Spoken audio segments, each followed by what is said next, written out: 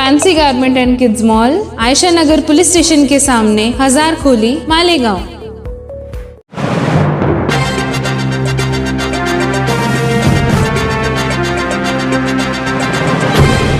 देखते रहिए the Prime News Abdul Rahman के साथ। National eligibility cum entrance test यानी नीट एग्ज़ाम 2023 की सभी तैयारियां तकरीबन मुकम्मल कर ली गई हैं।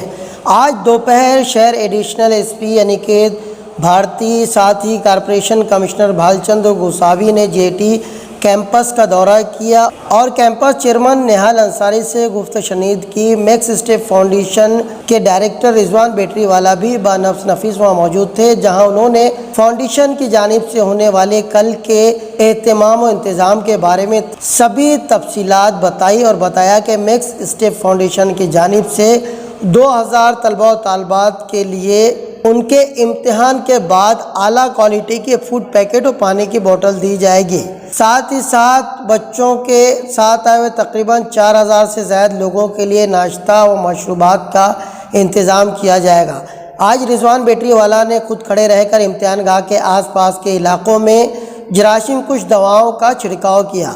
जब से फाउंडेशन की तरफ से रज़ाकाराना तौर पर फूड पैकेट देने का और दीगर इंतजामात का ऐलान किया गया है, तब से लोगों का भरपूर साथ मैक्स स्टेप फाउंडेशन को मिल रहा है। शहर मैक्स स्टेप फाउंडेशन की जानिब से उठाए गए इस कदम की सराहना कर रहा है, साथ ही उनकी हौसला अफजाई भी कर रहा है। इधर रिजवान बेटरीवाला भी हौसला पाकर ऐलान के मुताबिक इस पूरे प्रोग्राम को अमली रूप देने में लगे हुए हैं और उसमें कोई भी कसर बाकी नहीं रख रहे हैं। वाज़ेह रहे कि इम्तिहान देने वाले बच्चों के सरपरस्तों के लिए स्कूल नंबर 14 और ख़ुद मैक्स स्टेप फाउंडेशन के दफ्तर में माकूल इंतज़ामात किए गए हैं। रिजवान बेटरीवाला ने हमसे बात करते हुए बताया कि जिस तरीके से मालेगांव शहर के ताल्लुक़ से गलत बातें आम तौर से फैलाई जाती हैं, इस शहर की एक ऐसी तस्वीर दुनिया वालों के सामने पेश करने की कोशिश की जाती है जो इस शहर के मिजाज के बिल्कुल ख़िलाफ़ है।